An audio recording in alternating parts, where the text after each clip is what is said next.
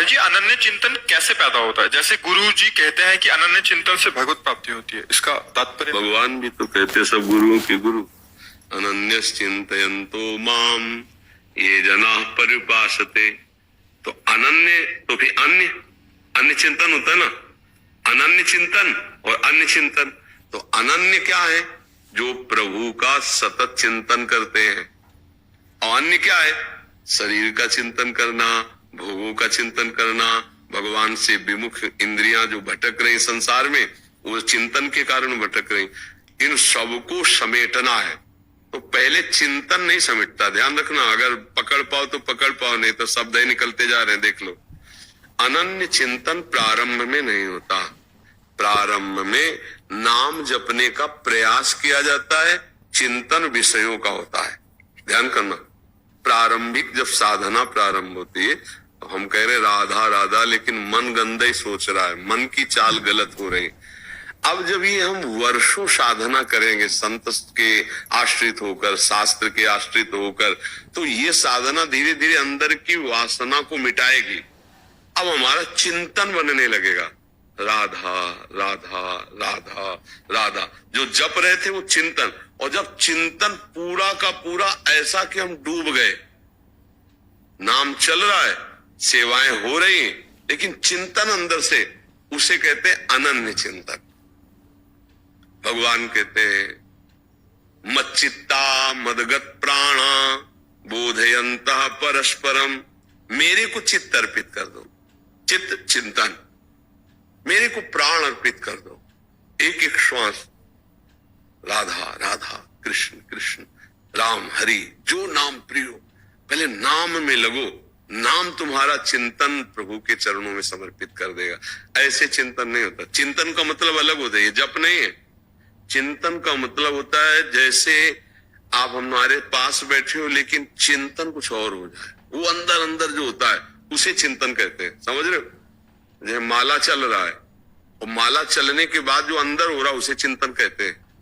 ऊपर से कह रहे राधा राधा राधा राधा राधा राधा राधा, अब अंदर चिंतन चल रहा है, आज ये खाया जाए क्या, आज ये भोग, उसे चिंतन कहते हैं। उससे भगवत प्राप्ति, जब हम जो राधा जप रहे वही हमारे चिंतन में आने लगे तो बहुत जल्दी भगवत प्राप्ति हो।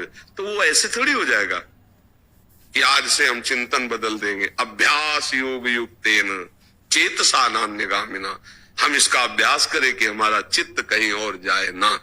इसके लिए जैसे हम राधा राधा राधा राधा जपना शुरू, अब हमारा मन जा रहा है तो जहां जहां से जाए वहां से हटा हटा करके राधा राधा राधा राधा राधा, या जहां जा रहा है वहां विचार कर रहे हैं कि भगवान ही सब रूपों में बने हुए हैं।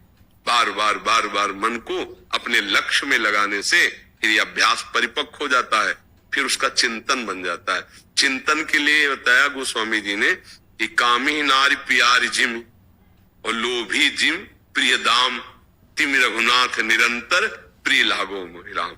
जैसे कामी पुरुष है तो वो कोई माला थोड़ी धरता है, ऐसे ध्यान थोड़ी धरता है कामिनी का, उसके चिंतन में चलता रहता है। अंदर अंदर जो चल रहे, जिसे स्मृति कहते हैं, जिसे याद कहते हैं, स्वाभाविक चलता है।